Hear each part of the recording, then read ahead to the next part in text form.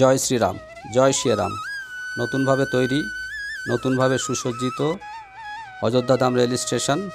শুধু অযোধ্যা কেন, সমগ্র ভারত, সমগ্র বিশ্ব যে কারণে আলোড়িত, আন্দোলিত সেই নবনির্মিত রাম মন্দির এবং রাম মন্দিরে প্রাণ প্রতিষ্ঠিত শ্রীরামলালার দর্শনের পর আমরা আবার অযোধ্যা স্টেশনে ফিরে এসেছি। কারণ এই স্টেশনের ক্লক রুমে আমাদের লাগেজ রয়েছে। আজ সকালে জম্মুতা এক্সপ্রেস থেকে নামার পর আমাদের হোটেলে ফোন করে জানতে পারলাম দুপুরের আগে হোটেল পাওয়া যাবে না। লিখিত নয়, তবে অযোধ্যার সাধারণ রীতি হলো পবিত্র সরযূতে স্নানের পর হনুমানগড়ি, তারপর রাম মন্দির দর্শন। কিন্তু যেহেতু আমাদের হাতের সময় কম, আগামীকাল সকাল 9:50 আমাদের বারাণসী যাওয়ার ট্রেন, তাই আমরা ওই পথে আর হাঁটিনি। কারণ হোটেলে না গেলে সরযূতে স্নান কোনোভাবেই সম্ভব নয়। তাই আমরা স্টেশন থেকে সরাসরি শ্রীরামলালা দর্শন করে আবার স্টেশনে ফিরে এসেছি। আমরা এখন ক্লক রুমে যাব। ক্লক রুম থেকে আমাদের লাগেজ নেব। লাগেজ নিয়ে আমরা আমাদের হোটেলে যাব এবং সেটা আপনাদের দেখাবো। আপনারা দেখবেন, আপনাদের ভালো লাগলে আপনারা সেইখানে এসে থাকতে পারেন। তবে এখানে একটা বিষয় বলবো যে আমাদের মতো আপনারা যদি স্টেশনে এসে বা অযোধ্যা এসে প্রথমে হোটেল না পান, তাহলে এইভাবে ক্লক রুমের লাগেজ রেখে আপনারা প্রথমে যা দেখতে চান দেখতে পারেন। তারপর হোটেলে গিয়ে লাগেজ রেখে ফ্রেশে অন্যান্য জায়গাগুলো দেখবেন। সামনে 3 নম্বর গেট দিয়ে আমরা স্টেশনের ভিতরে ঢুকবো, কারণ ক্লক রুম স্টেশনের ভিতরে রয়েছে। দেখবেন ক্লক রুমটা অনেক বড় এবং পাশে ওয়েটিং লাউঞ্জও অনেক বড়। আপনারা এখানে থাকতে পারেন, কোনো সমস্যা হবে না। আমরা এখনই এখান থেকে লাগেজ নেব। আচ্ছা, এই ক্লক রুমে লাগেজ রাখার চার্জ 15 রুপিস পার লাগেজ 12 ঘন্টার জন্য। কিন্তু আমরা 12 ঘন্টা নয়, তার আগেই 3 ঘন্টার মধ্যেই লাগেজ নিয়ে আমরা এখন হোটেলে যাব। আচ্ছা, সামনেই ক্লক রুম। ক্লক রুমের পাশেই রয়েছে বয়স্ক লোকেদের বসার জায়গাটা, লাউঞ্জটা একবার দেখুন। এখানে মোবাইল চার্জিংয়ের ব্যবস্থা আছে। এই যে ক্লক রুম, সামনে ক্লক রুমের পাশে গাড়িগুলো রয়েছে। এই গাড়িতে বয়স্ক লোকেরা তাদের লাগেজ নিয়ে যাতায়াত করতে পারেন। যদি আপনাদের প্রয়োজন হয় আপনারা সেটা করতে পারেন। যাই হোক, আমরা এখন হোটেলে যাব। হোটেলে যাওয়ার আগে আমি আপনাদের অযোধ্যা আসা সম্পর্কে, আমরা কীভাবে এলাম, আপনারা এলে কীভাবে আসবেন সেই সম্পর্কে কয়েকটি ইনফরমেশন দেবো, যেটা আমার আগের ভিডিওতে দিয়েছিলাম। এই ভিডিওতে আপনাদের আবার একবার জানাবো। অযোধ্যা আসার জন্যে আমাদের পশ্চিমবঙ্গ তথা বাংলার উত্তর, দক্ষিণ, পশ্চিম সব প্রান্ত থেকে সরাসরি ট্রেন রয়েছে। তা এক ট্রেনে আসতে পারবেন। নিজস্ব গাড়ি, ভাড়া গাড়িতেও আসতে পারেন। আকাশপথেও আসা যাবে। অযোধ্যায় রয়েছে নতুন আন্তর্জাতিক মানের বিমানবন্দর। সাধারণ মানুষ, রামভক্ত এবং তীর্থযাত্রীদের সুবিধার কথা ভেবে গত 30 ডিসেম্বর প্রধানমন্ত্রী নরেন্দ্র মোদী মহর্ষি বাল্মীকি আন্তর্জাতিক বিমানবন্দরের উদ্বোধন করেছেন। শহর থেকে মাত্র 15 কিলোমিটার দূরে সহজে আসা যায়। কলকাতা থেকে অযোধ্যা আসার সরাসরি উড়ান রয়েছে।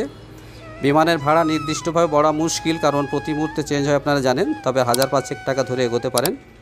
তবে আমার মতে বা আমি বলবো, সাধারণ মানুষের পক্ষে অযোধ্যা আসার জন্য সবথেকে সহজ এবং সর্বোত্তম মাধ্যম হলো ট্রেন। ট্রেনেই আপনারা আসতে পারেন এবং ট্রেনের আসাটা অনেকটা সাশ্রয়কারীও। অযোধ্যা আসা এবং অযোধ্যা বেড়ানোর একটা সম্ভাব্য ট্যুর প্ল্যানও আমি এই ভিডিওর শেষে দেব। যাই হোক, পশ্চিমবঙ্গ থেকে অযোধ্যা সরাসরি আসার জন্য রয়েছে 4টি ট্রেন। তার মধ্যে 2টি ট্রেন দৈনিক এবং 2টি ট্রেনের একটি সাপ্তাহিক এবং একটি ট্রেন সপ্তাহে 4 দিন আসে।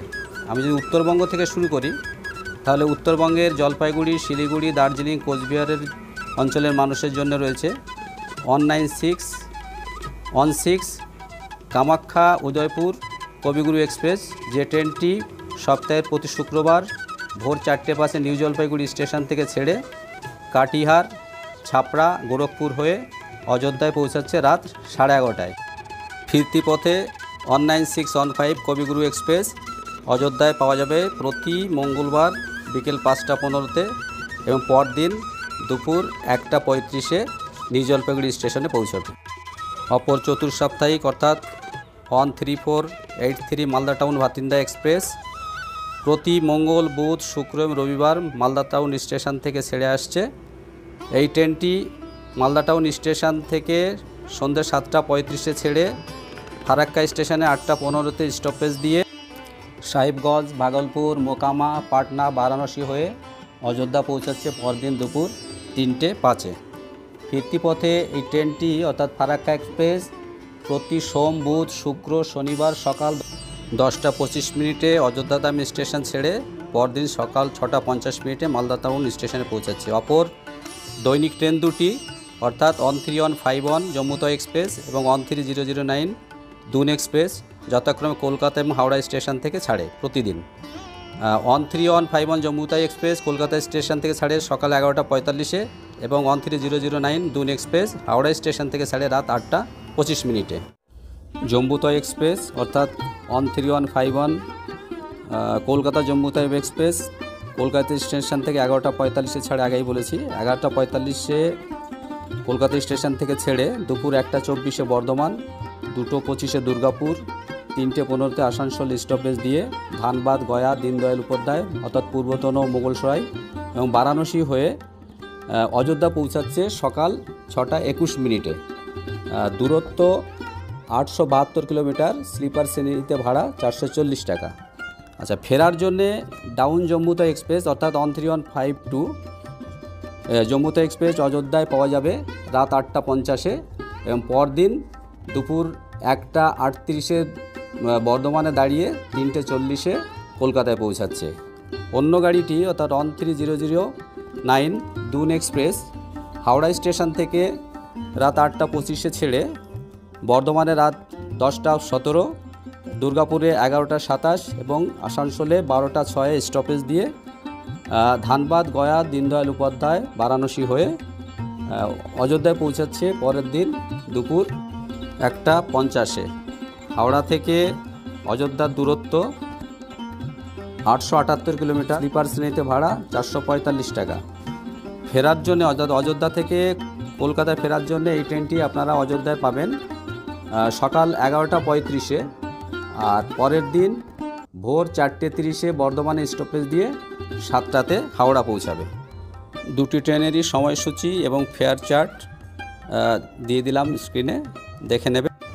এবার আমরা আমাদের হোটেলে যাব। আপনাদের জানিয়ে রাখি, হোটেল বলছি ঠিকই, কিন্তু ওটা হোটেল নয়, ওটা একটা ধর্মশালা, তো সেবা সদন। তবে ধর্মশালা হলো যথেষ্ট ভালো, হোটেলের থেকে কোনো অংশেই কম নয় এবং ওর অবস্থান অর্থাৎ ধর্মশালা এবং সেবা সদনটির অবস্থান অসাধারণ। এখান থেকে 2 কিলোমিটার আর মেইন রাস্তার উপরে অর্থাৎ রামসরণীর উপরেই। চলুন আপনারাও দেখবেন। তবে আমাদের সেবা সদনে যাওয়ার আগে স্টেশন থেকে 100 মিটার মধ্যে একটা ধর্মশালা আছে, সেটা দেখাবো। আরও দুটো হোটেল আছে, সে হোটেলের খোঁজও আপনাদের দেবো। চলুন। রাস্তায় যা মানুষের ভিড়, তাতে অটো টোটো কিছুই হয়তো পাবো না, হেঁটেই যেতে হবে। কারণ স্টেশন থেকে অর্থাৎ আমাদের ধর্মশালা হচ্ছে সূর্য নদীর ওইদিকে কোনো অটো টোটো যেতে চাইছে না। আচ্ছা, দেখা যাক কি করা যায়। হেঁটে যেতে হলে হেঁটেই যাব। চলুন, যেতে যেতে আর একটা জিনিস দেখাই। ওই যে গেরুয়া সাদা ইগলু ঘরটা রয়েছে, এই ঘরের ভেতরে আমরা ঢুকবো। এটা হচ্ছে আস্থা স্পেশাল ট্রেনে যে সমস্ত যাত্রীরা আসছে তারা এখানে এসে ট্রেন থেকে নেমে থাকবে এবং ট্রেনে ওঠার আগে এখানে ওয়েট করবে, তারপর ট্রেনে চেপে যে যার গন্তব্যে ফিরে যাবে। যাদের রাম মন্দির দর্শনে নিয়ে আসা হচ্ছে সেই আস্থা স্পেশালের যাত্রীদের জন্য ওয়েটিং লাউঞ্জ, বিশ্রামাগার, ওয়েটিং লাউঞ্জ और আস্থা স্পেশাল প্যাসেঞ্জার্সদের জন্য বিশ্রামস্থল, বিশ্রামাগার আর ওয়েটিং হল।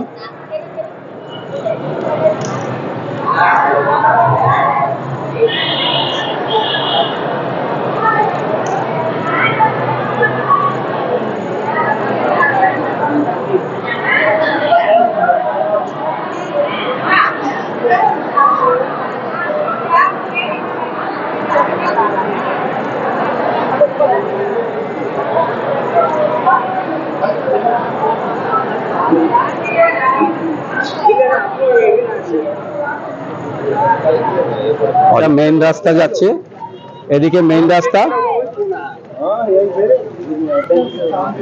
सर्कुलेटरी एरिया का रोड है और इस सामने रास्ता राम मंदिर जाने का रास्ता, रामसरणी जाने का रास्ता है। इधर रास्ता दे बेरिए प्रथमेই পাওয়া যাবে গুজরাটি ধর্মশালা। কোনো রুম খালি নেই, তাই রুমের কোনো রিভিউ দেখাতে পারলাম না। আপনারা আসবেন ধর্মশালা তো বালাজি ধর্মশালার কার্ড দিয়ে দিলাম, কার্ডের ফোন নম্বর দিয়ে ফোন করে আসবেন।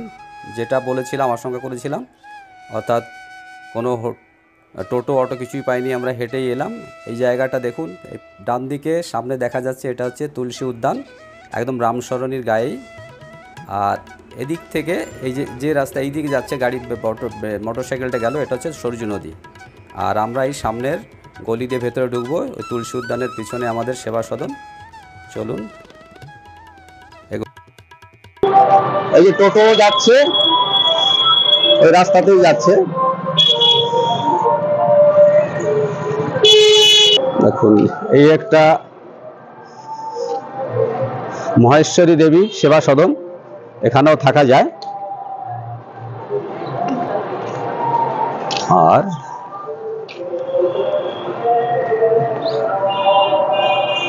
এটা হচ্ছে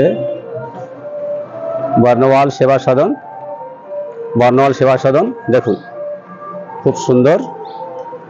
আর এর পাশে আছে প্রেমসি গেস্ট হাউস। এটা এসি নন এসি সব রকম রুম পাবেন প্রেমসি গেস্ট হাউসে।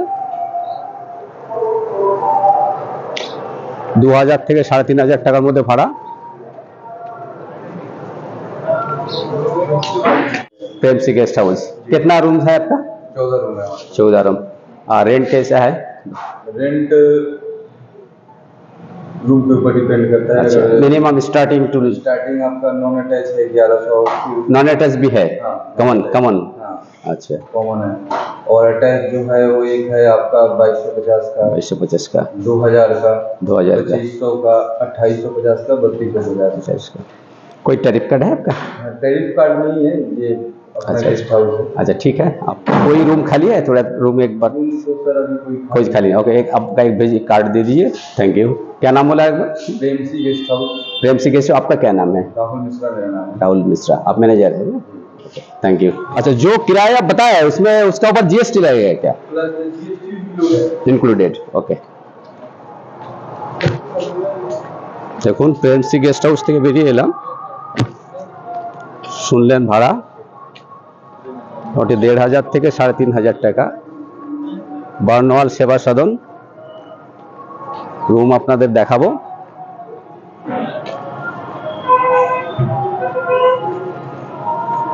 এই দেখুন বর্ণওয়াল সেবা সদনের ভেতরটা,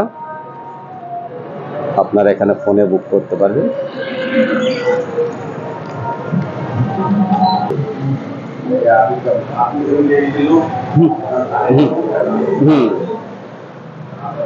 पूछ लीजिए सब, अंदर जा रहा आदमी दिखा दे रहा है। क्या रूम दिखा दो, 500 वाला भी दिखा देगा, 600 वाला भी दिखा देगा, डीजल वाला।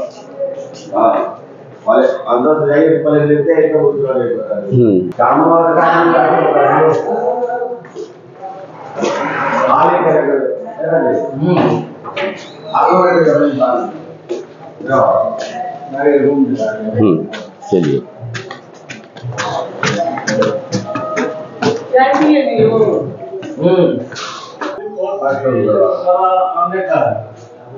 ये है डबल बेडरूम। ओके,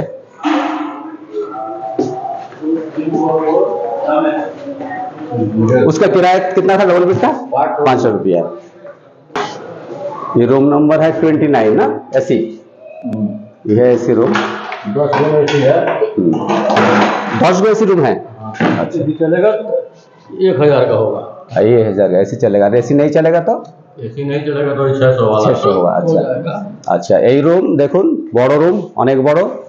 2 জন 3 জন ভালোভাবেই থাকতে পারবে, কোনো অসুবিধা নেই। ফ্যান আছে, এসি আছে, একটা ব্যালকনির মতো রয়েছে ভালো। अच्छा, एक बात ये देखना, किचन सिस्टम है? सिस्टम यूज नहीं होता। यूज नहीं होता। अगर कोई यूज कर सकता है चाहे तो देखना पड़ेगा। नहीं, अगर कोई किचन का सामान साथ में लेके आता है बना सकता है, वो बना सकता है, तो कोई प्रॉब्लम नहीं है। एसी नहीं लेगा तो 600 रुपया, और एसी लेगा तो 1000 रुपया। और वो चाहे तो खाना बना सकता है, अपना सामान लेके आएगा तो खाना बना सकता है। ओके। ऐसे कितना रूम है आपका जो खाना बना सकता है? ऐसा कुछ नहीं, तीनों है, 2 ही में है। और 2 ही में है? ऐसा तो 2 ही में किचन फैसिलिटीज है, सिस्टम। ओके। আমরা রয়েছি, এবার আমরা বেরোবো। সাধারণ মধ্যবিত্তের জন্য এই সেবা সদনের রুম অর্থাৎ সেবা সদন খুবই ভালো। অযোধ্যায় রাম মন্দির উদ্বোধনের পর থেকে অযোধ্যার সব হোটেল ধর্মশালার রেট অনেক বেড়ে গেছে, 3 থেকে 4 গুণ হয়ে গেছে, কিন্তু এই সেবা সদনের রেট যা ছিল তাই আছে। অর্থাৎ আমরা 22 অক্টোবরে এই সেবা সদনে এসে উঠেছিলাম, তখনও 500 টাকার রেট ছিল, এখনও তাই রয়েছে। অর্থাৎ কথায় বলে সেই সস্তায় পুষ্টিকর খাবার, এই সেবা সদন ঠিক সস্তায় সাধারণ মানুষের জন্য সস্তায় পুষ্টিকর খাবারই। শুধু তাই নয়, আপনারা দেখলেন এই বারনওয়াল সেবা সদনের অবস্থান অসাধারণ, একেবারে রামশরণের উপরেই বলা যায়, সামনে তুলসী উদ্যান, তার পেছনেই। এখান থেকে অর্থাৎ এই বারনওয়াল সেবা সদন থেকে হনুমানগড়ি 1 কিলোমিটার, আর এদিকে বাদিকে সরজু নদী 1/2 কিলোমিটার। এখান থেকে হাঁটা পথের দূরত্বের মধ্যে সব দর্শনীয় স্থান রয়েছে, যা আপনারা সহজেই দেখে নিতে পারবেন। আজ আমাদের অযোধ্যায় দ্বিতীয় দিন।